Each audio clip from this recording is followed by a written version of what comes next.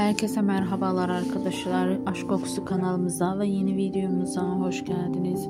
Güzel oyuncu Fahriye Evcen ve Burak Özçivit oğulları Karan ve Kerem'le birlikte Dubai'ye seyahate yollandılar. Seyahatten olan fotoları izleyicileriyle yepyeni görüntülerini paylaştılar.